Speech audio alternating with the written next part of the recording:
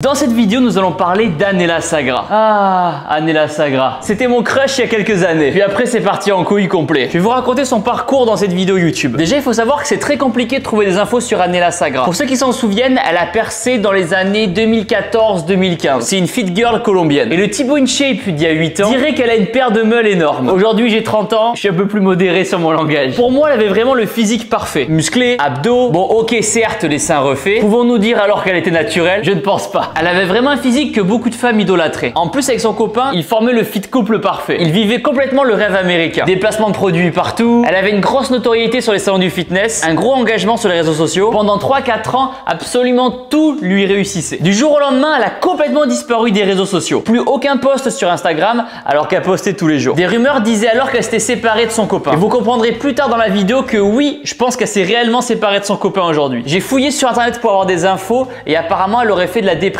Peut-être la pression des réseaux sociaux. Puis soudain, du jour au lendemain, elle est retournée sur Instagram. Et là, méconnaissable. Ok, sa poitrine siliconée, elle, était toujours là, ça n'a pas bougé. Mais par contre, plus aucun muscle. Elle était d'une maigreur. Waouh! Là, le côté santé, il a complètement disparu. Je ne sais pas à quel point on peut dire que quelqu'un tombe dans l'anorexie, mais pour moi, là, elle est anorexique, voire pas loin du tout. Parce que avant que l'anorexie se voit sur le physique, il y a l'anorexie mentale. Et quand on voit son physique avant et son physique aujourd'hui, on peut clairement dire qu'il s'est passé quelque chose. Et teste la pression des réseaux sociaux, le fait de toujours avoir son corps en forme, de rester sec et d'avoir les abdos à l'année. Je sais que c'est pas facile quand le fitness c'est notre métier, puisque c'est personnellement mon cas aussi. Et c'est dur de garder les abdos à l'année. Il faut vraiment avoir un rythme de vie stable. Et malheureusement, il suffit qu'un facteur saute pour que tout soit chamboulé. Quand elle est revenue sur Instagram une fois maigre, elle a commencé par faire que des placements de produits. Comme si pendant un an, elle avait plus aucune source de revenus et là elle est revenue sur les réseaux pour se refaire un peu d'argent. Ce qui est largement compréhensible, attention. Parce que quand ton métier c'est Instagram et que tu postes pas pendant un an, je peux te dire qu'à la fin la trésorerie, il n'y a plus grand chose. Donc quand elle est revenue sur Instagram, elle a dû renflouer un petit peu les caisses. Et attendez, c'est pas fini. Elle a toujours eu cette image un petit peu sexy. Mais franchement, ça allait, c'était modéré. Puis